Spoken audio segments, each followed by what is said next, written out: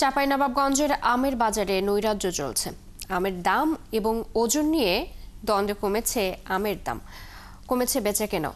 বিভাগীয় কমিশনারের অফিসে আম চাষি ও আড়তদারদের 2 দফা বৈঠকে 40 কেজিতে মন ধরে আম বেচাকেনা এবং কেজি প্রতি 1.5 টাকা কমিশন দেওয়ার মাধ্যমে 12 জুন থেকে রাজশাহী বিভাগের সব বাজারে আম বেচাকেনার সিদ্ধান্ত হলেও বাজারে এর প্রতিফলন নেই।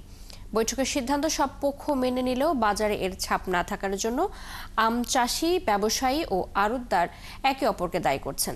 সহকর্মী AKS রোকনের তথ্য ছবিতে প্রতিবেদন। শুক্রবার সকাল 12টি ভ্যানে করে 200 মন আম নিয়ে আসেন চাঁপাইনবাবগঞ্জের কানসাট বিশ্বনাথপুর গ্রামের আম চাষি মিজানুর রহমান। আম নিয়ে আসার 4 ঘন্টা পর ব্যাপারী দেখা পেয়েছেন। ব্যাপারী দাম বলছেন আগের দিনের চেয়ে মনে 500 টাকা কম। তার ওপর 52 কেজিতে মন দাবি করছেন। বৃহস্পতিবার থেকে রাজশাহীতে বিভাগীয় কার্যালয়ে গৃহীত সিদ্ধান্ত মেনে চলার কথা থাকলেও তা মানছেন না কেউ। এমন অবস্থায় কি করবেন তা ভেবে আকুল কানসাটে অবস্থান করা প্রায় 3500 চাষি। তাদের পাশাপাশি নিজেদের সমস্যার কথা জানান আড়তদারও। কোনো ক্রেতা নাই, কোনো আড়তদার নাই এ পর্যন্ত। এই জন্য নাই যে 40 কেজিতে মন কেউ কিনছে না আমটা। দিনাজপুর থেকে আম নিয়েছি, প্রতি বছরই নিয়ে আসছি।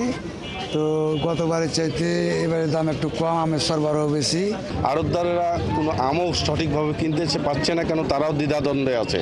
এদিকে রাজশাহীর বানেশ্বর, চাঁপাইনবাবগঞ্জের কানসাট, শিবগঞ্জ, ভোলাহাট ও রহনপুর এবং নওগাঁর সাপাহারের আম আড়তদার সমিতির নেতা, আম চাষি, ব্যবসায়ী, বিভিন্ন উপজেলার উপজেলা নির্বাহী কর্মকর্তা এবং চাঁপাইনবাবগঞ্জ জেলা প্রশাসকের উপস্থিতিতে রাজশাহী বিভাগীয় কমিশনারের কার্যালয়ে 2 দফা বৈঠক হয়েছে। 5 জুনের বৈঠকে সবার সম্মতিতে কেজি 40 কেজিতেই মন এবং আড়তদারদের চাষিরা আম বিক্রির সময় কেজি প্রতি 1.5 টাকা কমিশন দেবে এমন সিদ্ধান্ত নিয়ে প্রেস নোট জারি হয়। তা বাস্তবায়ন না হওয়ায় 11 জুন দ্বিতীয় দফা বৈঠক হলেও কোনো প্রেস নোট জারি হয়নি। সর্বসম্মতিক্রমে সিদ্ধান্ত নিয়েছেন, আপনারা এটি মেনে চলবেন। তো সেই লক্ষ্যে উপজেলা প্রশাসক আমরা বাজার মনিটরিং করছি। আমাদের সাথে স্থানীয় জনপ্রতিনিধি, আম চাষি, আড়তদার, বিভিন্ন স্টেক হোল্ডার যারা রয়েছে, সুশীল সমাজের প্রতিনিধি, সম্মানিত সাংবাদিকবৃন্দ সহ সকলে মিলে বাজারে আমরা সচেতন আছি।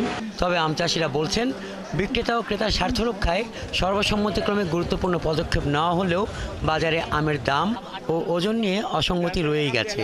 আর আড়তদাররা বলছেন নিয়মের আরও সংশোধন জরুরি। আমাদের বিভাগীয় অফিসে গত 5 তারিখে কেজি থেকে দাম করা হয়েছে। কেজি থেকে দাম বিক্রি করতে হবে। কেজি থেকে দাম বিক্রি করতে গেলে আমাদের এই ব্যাপারী রহনপুর আসবে না, সারা বাংলাদেশে ওজনের ব্যাপারটা এক করা হোক। আসলে এই সিদ্ধান্তটা বহাল করার ক্ষেত্রে আড়তদার এবং আমরা চাষি যারা আছি সবাইকে উদারতার সাথেই করতে হবে, কারণ এখানে গ্রেডিংয়ের বিষয়টাই হচ্ছে মূল বিষয়। আড়তদাররা এখন আমাদেরকে বলছে যে আম গ্রেডিং করে দাও, 1 নম্বর, 2 নম্বর, 3 নম্বর। জেলার আমের বাজারে বৈঠকে গৃহীত সিদ্ধান্ত বাস্তবায়নে প্রশাসনিক নজরদারি থাকলে সংকট কাটবে বলে আশা আম চাষিদের। হাসান আহমেদ, 71। এই বিষয়ে আরো জানাতে আমাদের সাথে চাঁপাইনবাবগঞ্জ থেকে যুক্ত আছেন সহকর্মী AKS রোকন। রোকন, আম বেচাকেনার এই সমস্যা সমাধানে প্রশাসন কোনো কার্যকরী পদক্ষেপ নিচ্ছে কিনা, এই বিষয়ে কৃষি বিভাগ কি বলছে, সব মিলিয়ে জানাবেন। আমি যেমনটি আমরা প্রতিবেদনে দেখছিলাম যে বাংলাদেশের কিন্তু সর্ববৃহৎ আম বাজার হচ্ছে চাঁপাইনবাবগঞ্জের কানসাট, এবং এই কানসাটে কিন্তু উত্তরবঙ্গ এবং অন্যান্য বঙ্গ থেকেও কিন্তু আম আসে। দিনাজপুর, পঞ্চগড় এবং এইসব এলাকা থেকেও আম আসে, যার কারণে কিন্তু এখানে আমের সরবরাহটাও বেশি। এবং সবসময় চাষিদের একটা দাবি থাকে যে এই আম বাজারকে ঘিরেই কিন্তু চাষির একটা উৎফুল্ল থাকে এবং তারা আশা করে যে আমরা হয়তো এখানে আমের ন্যায্য মূল্য পাবো এবং দাম পাবো, কিন্তু প্রতিবারই কোনো না কোনো কারণে কিন্তু চাষিরা এখান থেকে বঞ্চিত হচ্ছে এবং আমের ন্যায্য মূল্য থেকে বঞ্চিত হচ্ছে। এবার যে সমস্যাটা হয়েছে যে এবার আমের মৌসুমটা ভালো ছিল, আবহাওয়া ভালো ছিল, আমের উৎপাদনও ভালো ছিল, কিন্তু ওজন জটিলতা নিয়ে একটা সমস্যার সৃষ্টি হয়। আপনি নিশ্চয়ই দেখতে পাচ্ছেন, আমার ক্যামেরার মাধ্যমে দর্শকরা দেখছে যে এখানে প্রচুর পরিমাণে আম কিন্তু বাজারে সয়লাভ হয়ে গেছে, কিন্তু সে অনুযায়ী কিন্তু ক্রেতা কম হওয়ার কারণে এখনো কিন্তু আম বাজারে আম কেনা বেচা আরম্ভ হয়নি। আর আরেকটা বিষয় হচ্ছে যে ওজনের যে জটিলতাটা ছিল এটা নিয়ে কিন্তু 2 দফা রাজশাহীতে মিটিং হয়েছে। এই সভার পরে কিন্তু একটা সিদ্ধান্ত হয়েছে 40 কেজিতে মন ধরে এবং প্রতি কেজির জন্য 1.5 টাকা করে কমিশন চাষিদের দিতে হবে 1 কেজি আম বিক্রি করলে। তো এইটা নিয়ে কিন্তু মিশ্র প্রতিক্রিয়া রয়েছে এবং এই প্রতিক্রিয়ার কারণে কিন্তু আম চাষিদের মধ্যে এক ধরনের ক্ষোভ আছে, একইভাবে আড়তদারদের মধ্যেও ক্ষোভ রয়েছে। মিটিং এ কিন্তু তারা উভয় সিদ্ধান্ত মেনে নেওয়ার পরেও কিন্তু বাজারের পরিস্থিতি সম্পূর্ণ আলাদা।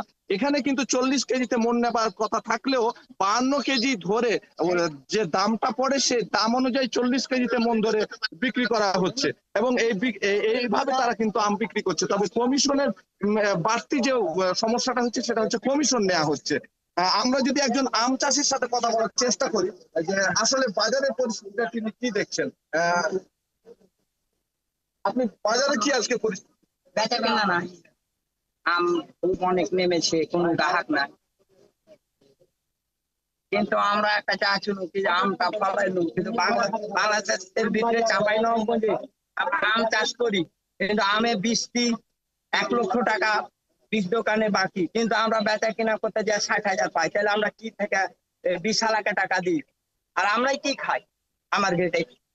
আপনি শুনছিলেন যে একজন চাষির একটা ক্ষোভ তিনি জানিয়েছেন, তিনি বলছেন যে আমরা কি আম গাছ রাখবো না কেটে সবজি চাষ করবো, এই একটা ক্ষোভ বিরাজ করছিল তাদের মধ্যে। চৈতি, রকন আপনাকে ধন্যবাদ আমাদের সাথে যুক্ত ছিলেন এতক্ষণ। আমাদের সাথে চাঁপাইনবাবগঞ্জ থেকে যুক্ত ছিলেন সহকর্মী একেএস রকন।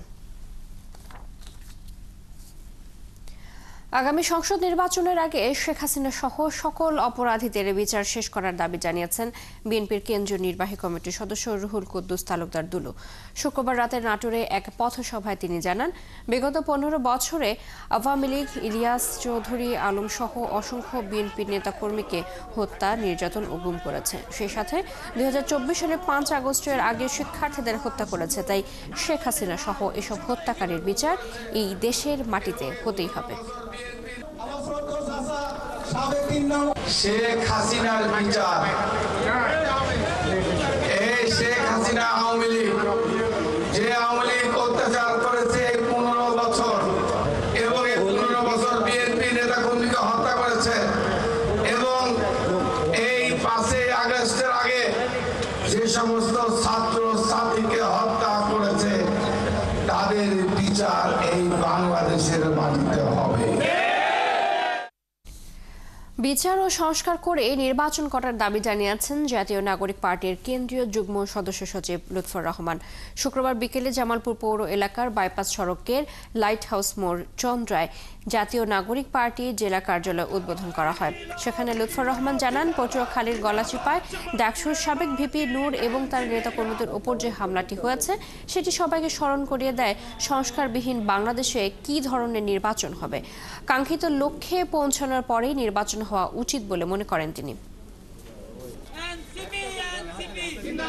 জাতীয় নাগরিক পার্টি শুধুমাত্র একটি ক্ষমতার পালাবদল বা ক্ষমতার রাজনীতি করতে আসেনি। জাতীয় নাগরিক পার্টি বিগত 53 সালে যে রাজনৈতিক জঞ্জাল তৈরি হয়েছে সেই রাজনৈতিক জঞ্জালকে ঝেড়ে মুছে প্রকৃত গণতন্ত্র প্রতিষ্ঠা করার জন্য এসেছে। চলছে দেশ চোখ, ফিরছি বিরতির পর। 71-এর সাথে থাকুন। থিকনেস কইছো 2.7 আর দিছো 2.2 দিলাম